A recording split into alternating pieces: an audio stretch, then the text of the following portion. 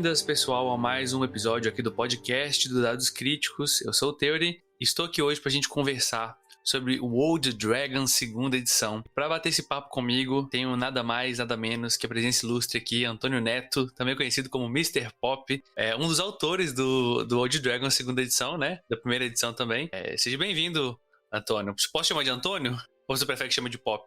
Pode me chamar do que você quiser. Eu sou Antônio desde que nasci. Pop me apelidaram depois. Então, pode ser Antônio. Eu sou Antônio há muito mais tempo do que Pop. Perfeito, cara. E aí, assim, a ideia hoje aqui, né, é a gente bater um papo, né, sobre o Old Dragon segunda edição, que caso você não conheça, galera, eu já bati um papo com o Antônio Pop quando o Old Dragon segunda edição estava em financiamento coletivo. E agora ele já saiu, quem apoiou já recebeu, inclusive está aberto recentemente para quem não participou do financiamento poder comprar também, não é, Pop? A gente abriu, eu não sei quando a gravação aqui vai ao ar, mas nós abrimos na semana ali do dia 16, 17 de julho. E assim, pra eventualidade que alguém entrou nesse podcast aqui e não conhece o Old Dragon, como é que você resumiria, assim, de uma forma rápida, né? Quem quiser ouvir e saber mais, galera, tem vários vídeos no canal, mas só assim, uma frase ou duas, o que é o Old Dragon, Antônio? Então, resumir isso tudo numa frase só é um pouco judiar de mim. Joguei na fogueira, né, velho? Jogou, mas vamos lá.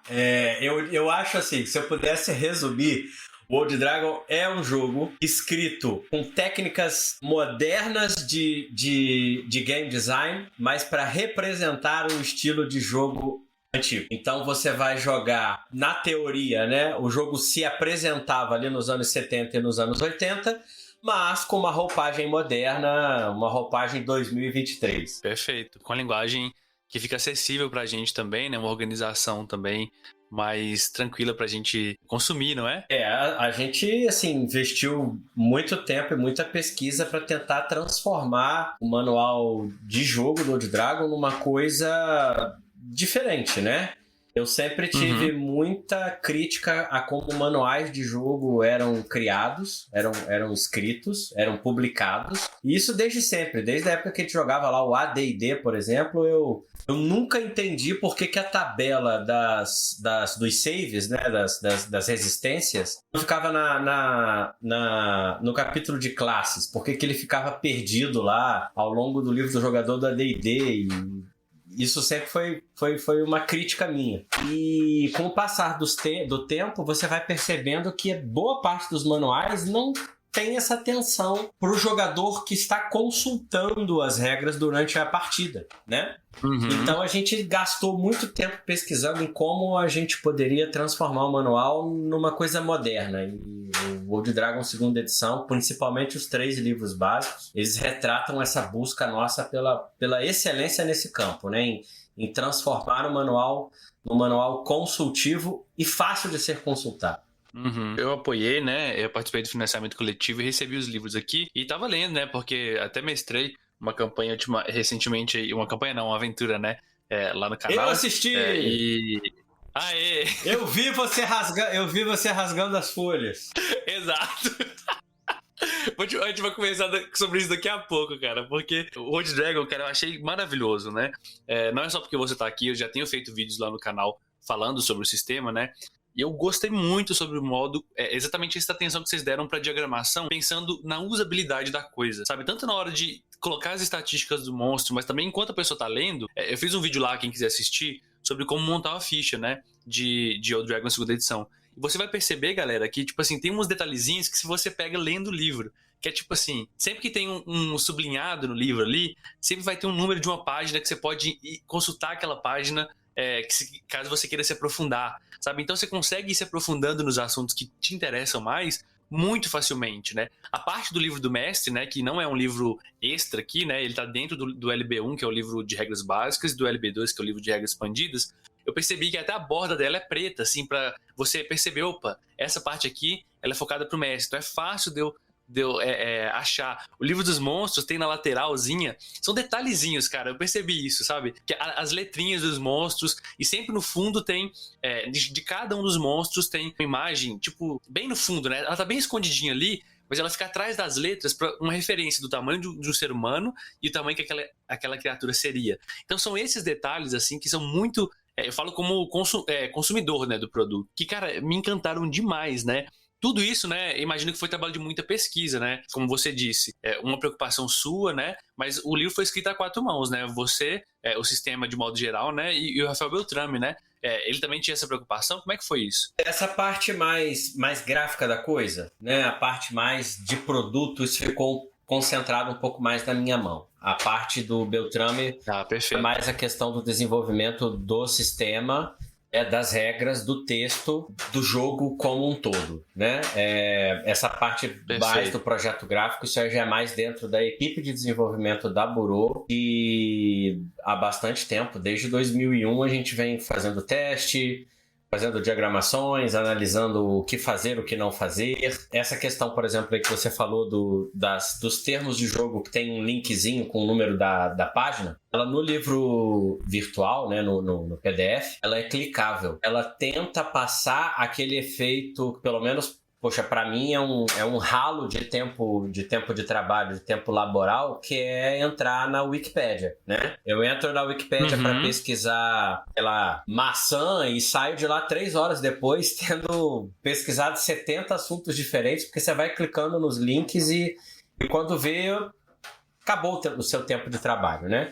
Então foi tentando emular essa facilidade da Wikipédia de te levar a assuntos que te interessam para se aprofundar, que a gente criou essa questão dos links dentro do livro que te levam a outras páginas que acabam aprofundando aquele assunto que naquele trecho onde você está lendo é só pincelado de leve. E isso é muito legal porque realmente percebi, você falou, né, e eu percebi durante a leitura que houve uma grande preocupação em, isso aqui vai ser um livro de consulta. O jogador ele vai ter isso na mão durante o jogo, ele vai ficar abrindo, voltando. Não é um livro como qualquer outro de literatura que você vai ler uma vez e acabou. Então ele tem que ser fácil de ser manuseado e até no tamanho dele, né, para ser fácil assim de você não precisar ficar pegando aquele calhamaço durante a mesa. Isso se traduz no digital, pelo que eu percebi, também numa preocupação que vocês tiveram de colocar na lateral ali até o índice, né, clicável também nos PDFs. Cara, isso faz uma diferença para quem joga online, faz uma diferença gigantesca. Você ter um índice bem feito para você acessar, sei lá, o capítulo 7 dos personagens, você não tem que ficar decorando página. Nossa, isso é maravilhoso, cara, muito, muito bom. Eu gostei demais, assim. Tô falando, galera, tô até falando demais aqui, talvez, ô Antônio, mas assim, é porque eu realmente percebi isso, sabe? Eu fui percebendo isso na minha leitura, né? E aí eu vi que vocês tiveram uma iniciativa fantástica, que eu queria que você falasse um pouco mais, que é o Old Dragon Online, né? Que é o site do Old Dragon, que tem uma partezinha online. Conta um pouco mais sobre o que é isso. Então, há algum tempo, a forma de você jogar RPG, ela vem mudando, e a pandemia escancarou isso para todo mundo, né? Eu acredito que o RPG está fazendo a transição do presencial para o virtual, talvez de forma definitiva, né? Ou talvez de forma muito mais acelerada do que a gente imaginava que isso fosse acabar acontecendo. Então, a gente sabia, e a gente sabe, que a mídia livro para o RPG, ela não que ela vai desaparecer, porque livros não desaparecerão, assim como a televisão não matou o rádio e a internet não matou a televisão e a televisão não matou o cinema, né? São mídias que vão agregando, e o livro ele não vai desaparecer. A gente muito provavelmente continuará tendo RPG publicado em livro aí, sei lá, por muito tempo, talvez até enquanto houver RPG, mas a forma de você consumir o sistema RPG, ela vai ganhar, ela vai ter, a gente vai agregar algo em cima disso, que são os meios online de jogo. E aí a gente está falando das mesas virtuais, né, os famosos VTTs. A gente está falando na mídia digital, que aí são os livros em EPUB ou em PDF, e também em sistemas online, que é o que a gente está tentando criar com o Old Dragon Online. O que é o Old Dragon Online? É um site que está integrado com a nossa loja, e você entra na nossa loja e você compra um livro do Old Dragon, você vai receber um e-mail da nossa loja com um código de resgate. Você resgata este código, e aí dentro do sistema do Old Dragon Online, os materiais daquele livro passam a ficar disponíveis dentro do sistema online do Old Dragon. Quando você for criar um personagem, por exemplo, você conseguirá construir personagens com as regras daquele livro que você adquiriu. Então a gente tem aberto, gratuito, público, para todo mundo, mediante apenas a um cadastro. O livro básico 1, para todo mundo conseguir jogar, e os materiais futuros, como se fossem expansões ou DLCs, né, são comprados à parte para você incrementar o teu sistema online. Então esta é uma ferramenta que será muito fácil de ser consultada durante o jogo presencial. Você agora pode, além de consultar o livro físico ou um arquivo PDF, é só o site do Old Dragon aberto ali, você consulta regras. Eu, por exemplo, consulto o Old Dragon Online o dia inteiro. Eu tô no WhatsApp lá, e alguém fala, Pop, por que o preço da ração é 1 PO? Tá muito caro isso. Sabe, na mesma hora eu já tenho uma aba aberta ali do Old Dragon Online, eu já confiro para ver se é realmente 1 PO mesmo. Eu já jogo lá na busca onde mais está falando de ração, para ver se não tem alguma informação que complemente a dúvida do cara. Se não tem, aí eu já vou buscar nas minhas anotações por que a gente decidiu colocar 1 PO e já respondo o cara. Então ela é uma ferramenta de trabalho para mim, diária, é uma ferramenta de pesquisa muito simples de usar, e ela vai facilitar a vida de quem está jogando RPG, quem está jogando Old Dragon, porque está ali na cara do cara, alguns cliques de distância, a informação toda cuspidinha, toda mastigadinha para ele. Essa é a intenção do Old Dragon Online. Cara, muito bacana porque a pessoa compra o livro e ela já passa automaticamente a receber isso no Old Dragon Online, né? Não precisa fazer uma segunda compra no Old Dragon Online não, né? Já é automático. Não precisa. Não precisa. A gente tá agregando valor à parte digital do jogo, né? Então, por exemplo, se você piratear o livro de regras expandidas, você vai ter acesso a todo o conteúdo do PDF do livro básico 2, né, das regras expandidas. Você não terá acesso a essas regras inseridas dentro do seu sistema Old Dragon Online. Então você não vai conseguir, por exemplo, ter regras para combate de exércitos dentro do Old Dragon Online. Você não vai conseguir ter acesso às regras do modo legado do Old Dragon, que é o modo para personagens acima de 10 níveis, né? Você não vai ter acesso às regras de construção de castelos, por exemplo, dentro do Old Dragon Online. Porque esse é o material que apenas a compra do arquivo digital mais o do Old Dragon Online proporciona. Então a gente está agregando um pouco de valor até para desestimular um pouco a pirataria. Porque o cara pode até piratear, mas ele não vai ter a mesma coisa que o cara que comprar ou o cara que financiou o Catarse já tem hoje em dia. Porque eu acho legal isso, né? Porque quem participou do financiamento recebeu tudo, né? Literalmente. Eu tenho muito conteúdo no Dragon Online, cara. Tudo que tem lá, eu tenho acesso, né? Porque eu fiz parte do financiamento. Então isso, cara, eu olhei lá, assim, e falei, cara, isso aqui é incrível. Porque a gente vai conseguir criar personagem lá dentro usando isso.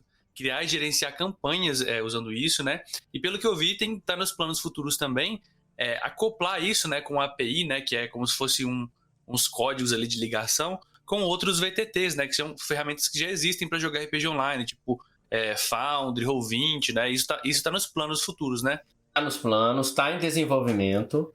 Talvez, quando esse podcast estiver no ar, a gente já até tenha um módulo de personagem funcionando, ou pelo menos um beta, né? Depois nós teremos mais ferramentas online, a gente vai ter um módulo simples, mas vai ter um módulo eficiente de administração de campanha para os mestres, para poder fazer, por exemplo, textos de campanha, mapas de regiões, descrições de cidades, sabe? Essas coisas que ao longo da semana o mestre vai mandando via e-mail para os jogadores, para eles se prepararem. Então, a gente vai ter um módulo para fazer isso e vamos interligar com alguns VTTs que já existem no mercado, né?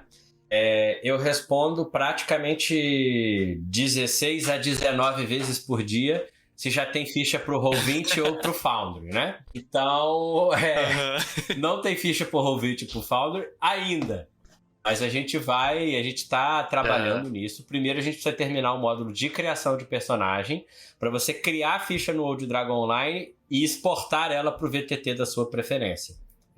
Para fazer essa ligação. Perfeito. Então, não demora muito, a gente vai desenvolver também, e é uma segunda parte do projeto de digitalização do Old Dragon. Bacana demais. Pra quem quiser jogar no Foundry, galera, eu fiz uma gambiarra lá com a ficha que o Bacon já fez, né? dá pra jogar, tá funcional, mas assim, dá muito trabalho e é uma gambiarra. Imagina o trabalho que dá pra fazer uma ficha toda automatizada, certinha, ligando isso tudo. Então, assim, o que eu gosto, assim, é que vocês são sinceros na comunicação porque a expectativa é a mãe da frustração, né? Então, vocês falam assim, olha, gente, a gente tá desenvolvendo, né? Mas pode ser que demore, né? Então, isso é importante a gente saber, porque a gente, como você disse, né? Por dia são várias, eu tô lá no grupo, né, do WhatsApp, né? Inclusive, eu vou deixar na descrição desse podcast para quem não participa, quem quiser participar, que é uma comunidade incrível, assim. Eu tô apaixonado, Antônio, pela comunidade do Old Dragon, porque, cara, a galera ajuda as outras, tava lá tirando dúvida, a galera compartilha. E, assim, vocês estão muito ativos nessa comunidade. Você mesmo, igual você falou, tá respondendo regra,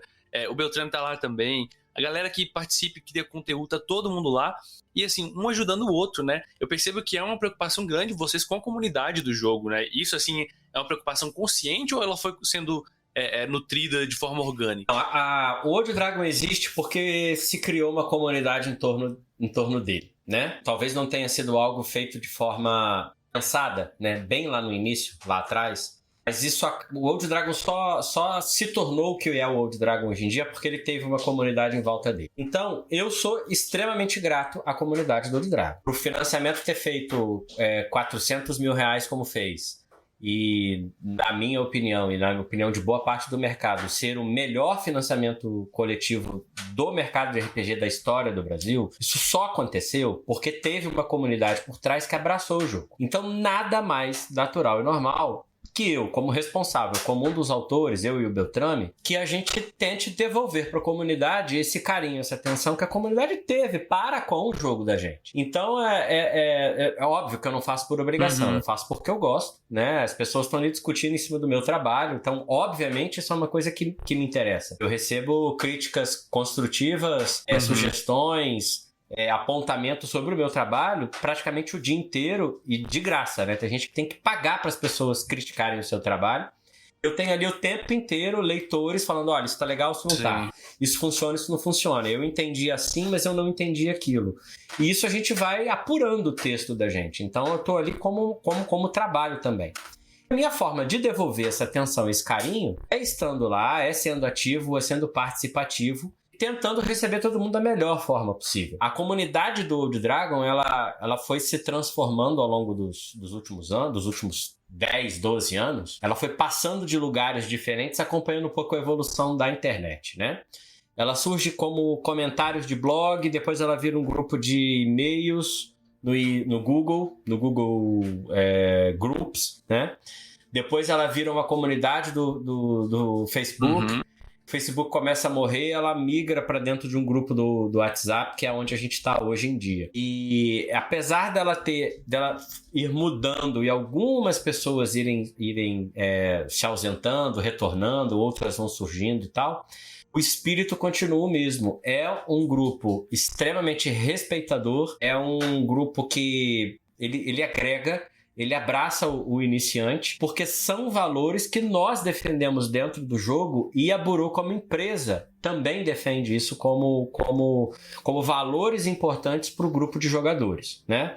Então, se a gente está escrevendo um RPG e, embora tenha sido pensado, escrito, idealizado para veteranos, ele acaba acessando jogadores iniciantes, pessoas que jamais jogaram RPG e tomaram contato com o jogo através do meio digital antes do meio de mesa, né, que é uma coisa atual hoje em dia, completamente diferente da minha geração. Eu preciso que a comunidade desse jogo seja participativa e que aceite o jogador iniciante. Isso é retratado, na verdade, dentro da comunidade do Old Dragon de forma, assim, explícita, né? Eu participo de comunidade de vários jogos, gringos, brasileiros, old school ou não.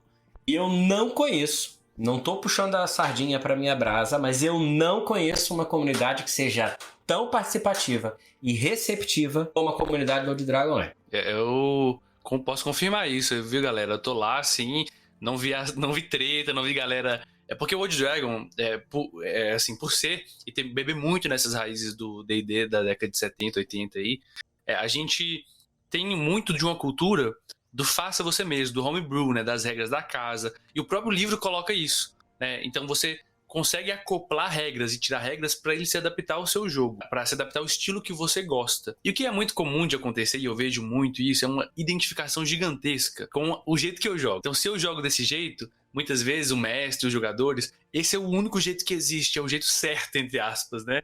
De se jogar. É muito comum a gente ver pessoas discutindo, desvalidando a forma do outro de jogar, porque ele acha errado isso, de certa forma, né? E lá eu até fiz algumas discussões, provoquei algumas coisas ali, não no sentido de provocar pra ver se a galera ia brigar, mas porque eu tinha dúvida pra saber se o que a galera achava, como é que eles pensavam. E, cara, incrível o modo como pessoas que pensam completamente diferente conseguem dialogar pra chegar, assim, ó, é o jeito que você faz, tudo ok, cara. Isso é muito bacana, né? Muito, muito incrível.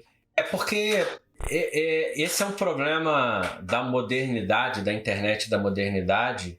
Na verdade, acho que sempre foi um problema da internet e do ser humano, mas acho que atualmente isso está ainda mais em voga, que é você sempre desvalorizar a opinião alheia em detrimento da sua própria opinião, né?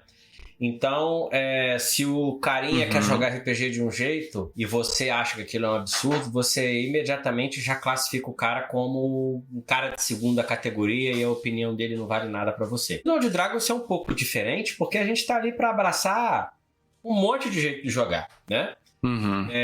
O Old Dragon é quase como uma caixa de ferramentas de regras da casa, né? Ele tem um chassi óbvio. Para quem estuda o OSR, tem ali um chassi facilmente reconhecível.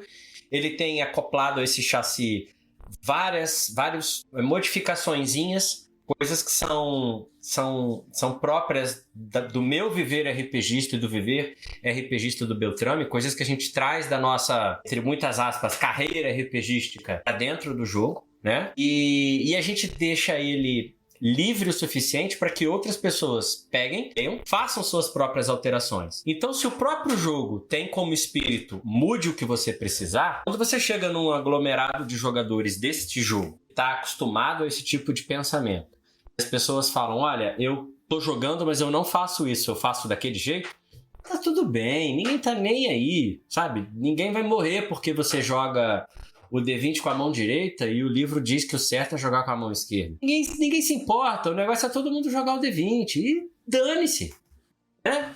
O negócio é ser divertido e vamos jogar, gente. Tem tanta coisa mais chata pra você se apurrinhar, porque você vai ficar, sabe?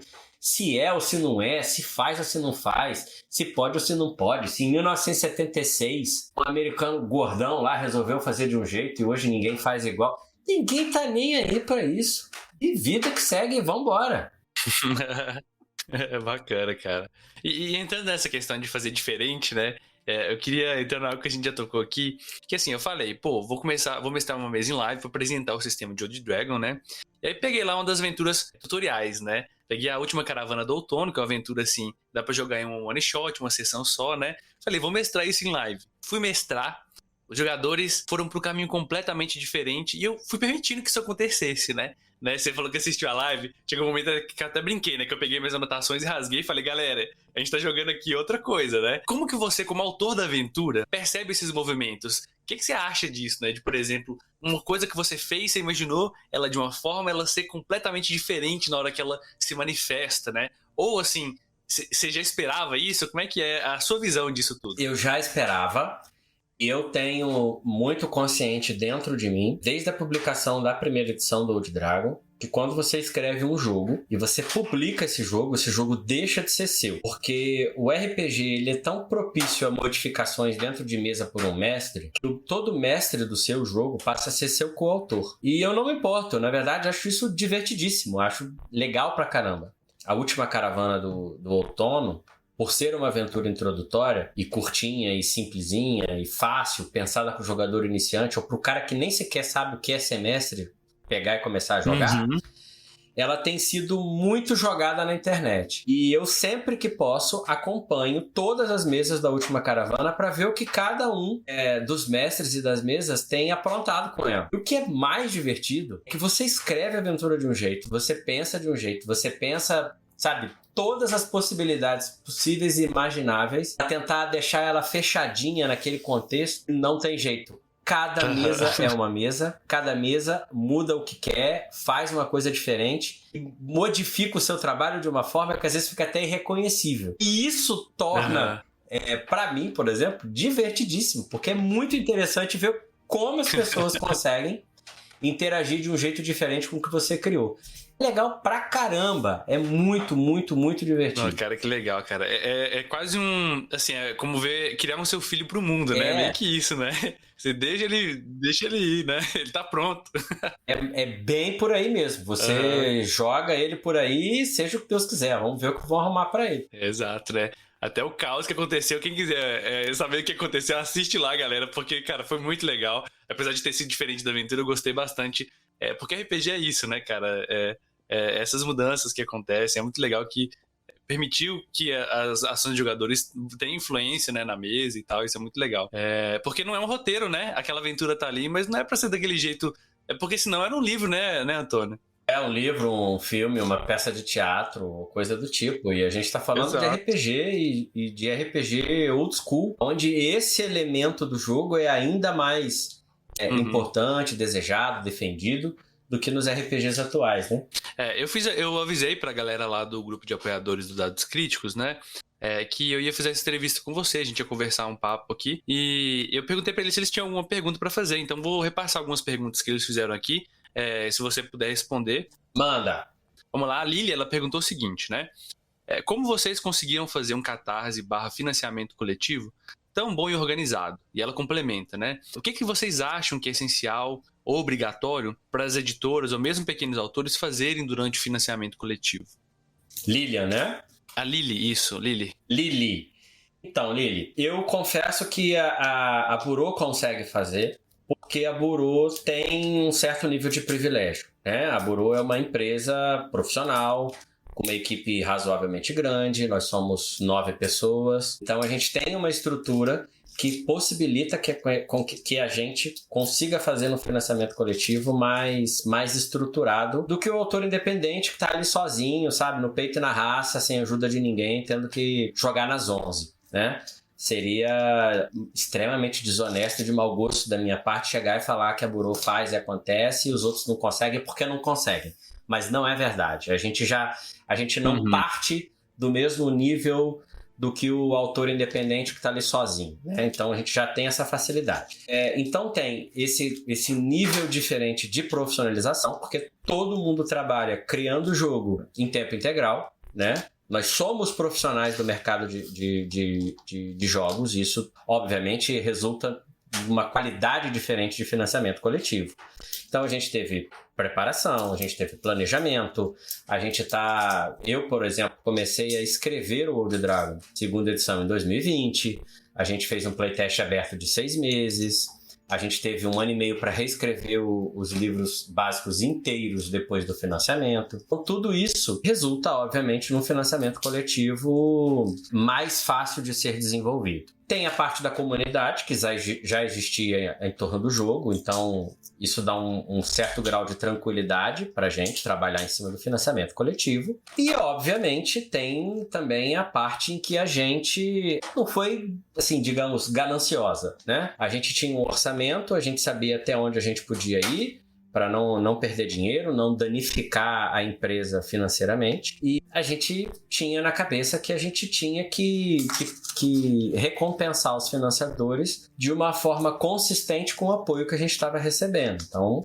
a gente consegue entregar 13 livros, né, após o financiamento coletivo, porque a gente se preparou para entregar 13 livros, porque a gente teve uma comunidade que apoiou 13 livros, e que o apoio foi significativo, e que compraram a ideia do jogo e do sistema, e que estavam ali junto com a gente para fazer algo grande.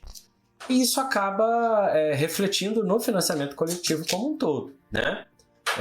Na forma de descrever, na forma de pensar, de idealizar, de planejar. Enfim, é bem por aí. Assim, não tem uma receitinha de bolo fixa, né? A gente teve muito trabalho pesado, e teve muito trabalho pesado de muita gente. Isso faz faz bastante diferença. Bacana, bacana. Outra dúvida aqui foi do Jesse, né? Que é o seguinte: qual foi a parte mais difícil no processo de criação? Ou algo que demorou mais, assim, né? Uma coisa que foi mais trabalhosa? Olha, uma coisa que eu me lembro que deu muita porrinhação foi fechar as classes as especializações para primeiro nível. No Old Dragon primeira edição, as especializações eram evoluções das classes básicas, né?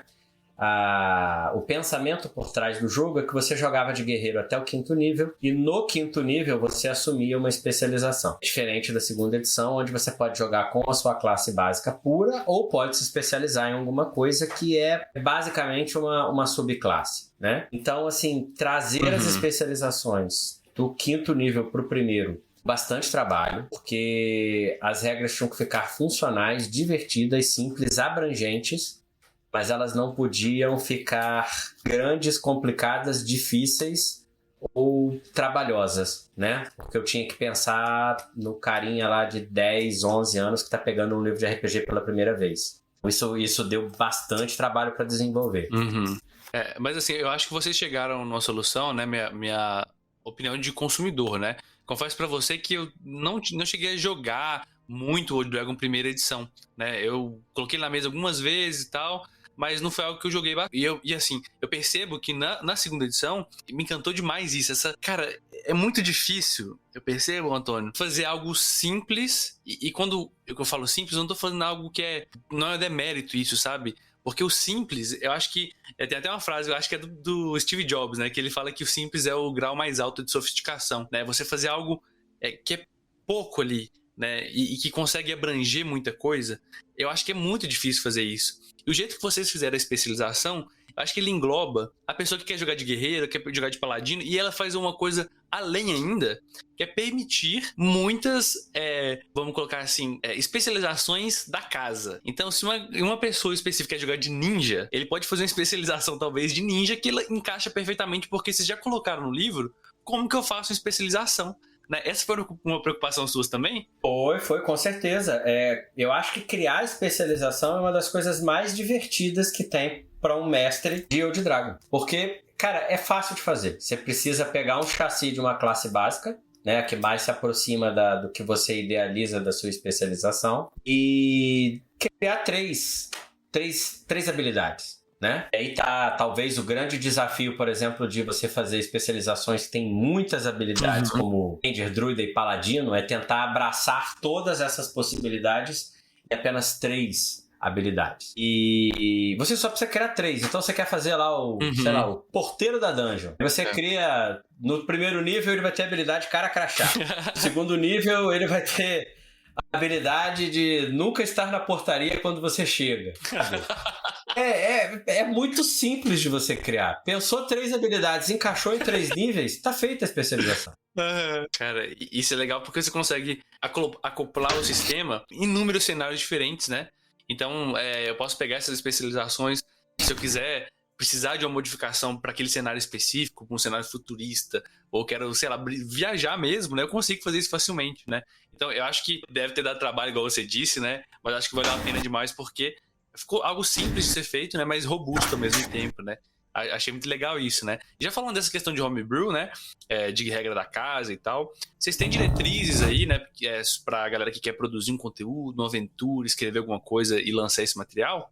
A gente tem na página do Old Dragon uma postagem do blog do site, né? Da parte do blog do site, onde você consegue baixar 2 documentos. Um documento é um guia estilístico, né?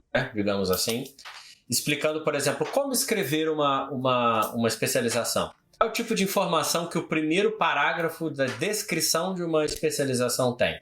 E falar no segundo, como descrever uma restrição a acesso de uma especialização. Qual é a lógica do pensamento das descrições e da criação das habilidades em cada um dos níveis de habilidade da especialização? O que o sistema está trabalhando quando ele está falando que o seu personagem está do 6º ao 9º nível, por exemplo. Então esse documento ele abraça tudo isso e ele ensina o cara a criar, né? Como criar uma magia? Qual é o parâmetro usado para criar uma magia? Eu posso criar qualquer magia? Por que eu não posso criar uma magia que é bola de fogo, apelona, que ao invés de D6, use D10? Então a gente tem esse documento que serve para dar esse tipo de parâmetro para o criador de conteúdo. E tem um outro documento que é sobre o licenciamento das regras do Old Dragon, que são abertas via Creative Commons, né? Qualquer pessoa pode pegar as regras abertas lá no site do Old Dragon, na SRD, no documento aberto do Old Dragon, e criar os seus próprios suplementos e botar para vender, e vender o PDF, botar onde você quiser, vender, distribuir, fazer o que você quiser. É possível. Esse documento explica o que pode ser feito, o que não pode, como usa o logo, como não usa, quais são as fontes que estão sendo usadas no livro básico. Posso usar a mesma fonte? Aonde eu baixo o logo do Old Dragon para botar na capa do meu material? Aliás, eu posso usar o logo? Qual o tom de verde da capa das aventuras que vocês usam? Se você quiser criar um material que seja parecido com o nosso, para criar aquela identificação com o jogador habitual do Old Dragon, tem esse outro documento que ajuda você a desenvolver esse material. Porque, como a gente estava falando lá da comunidade, tem muita gente que hoje é estúdio ou tem editora que começou escrevendo material para o Old Dragon gratuito e foi tomando gosto pela coisa, e hoje é dono de editora e lança jogo pra cacete, entendeu? Lança livro pra caramba, tem sistema próprio desenvolvido, e estar também ajudando o mercado desse lado a desenvolver e a lançar novos autores e novas editoras também é uma coisa, é um legado que o Old Dragon tem pro mercado, né? A gente agrega nesse sentido também. Bacana, muito importante. E assim, pra gente já finalizar o papo aqui, né? Tá muito bacana, mas... Passa muito rápido! Passa rápido, né, cara? Nossa, meu Deus. Se deixar, a gente fica aqui horas, né? Mas assim, eu queria saber de você, explicar um pouco pra galera uma iniciativa legal que vocês têm, né? Que é o Old Dragon Day, né? Explica pra galera o que é isso, né? Que iniciativa é essa, como é que faz parte, quando que vai acontecer...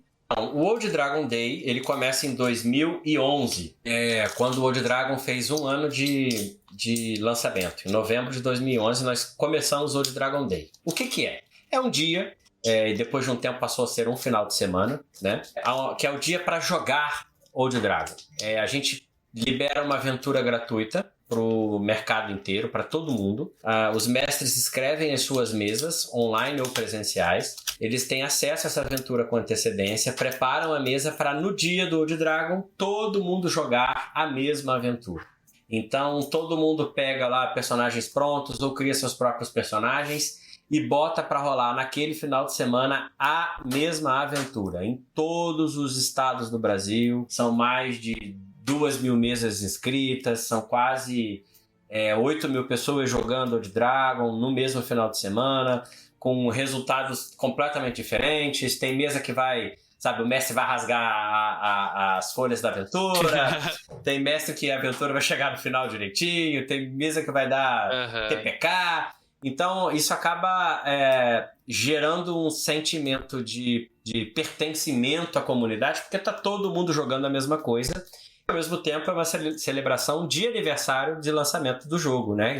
Acaba sendo uma comemoração, uma forma de comemorar o aniversário do jogo.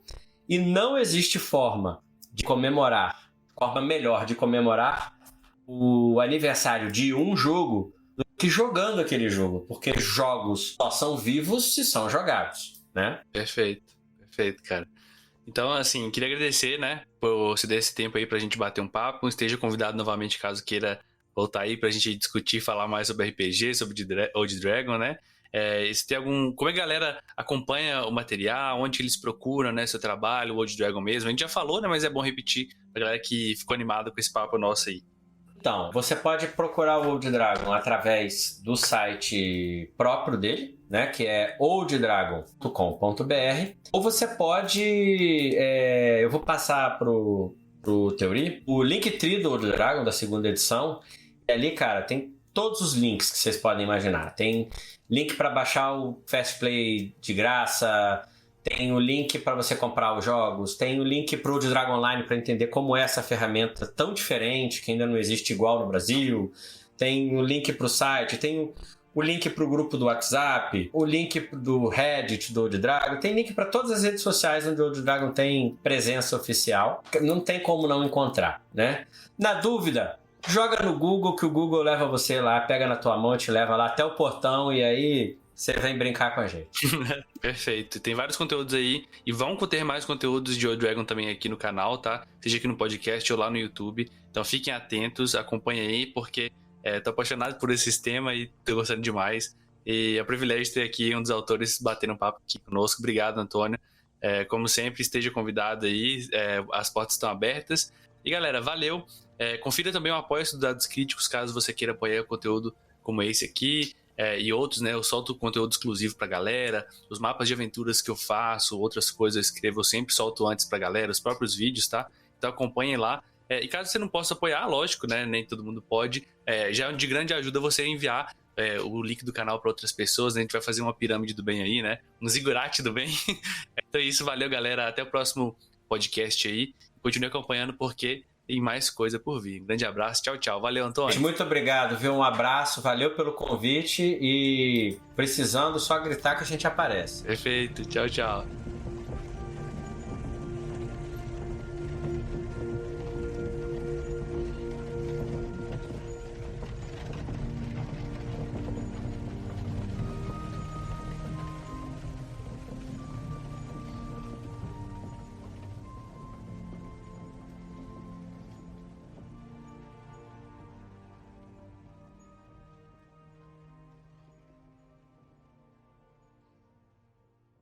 Este podcast foi editado pelo Dados Críticos.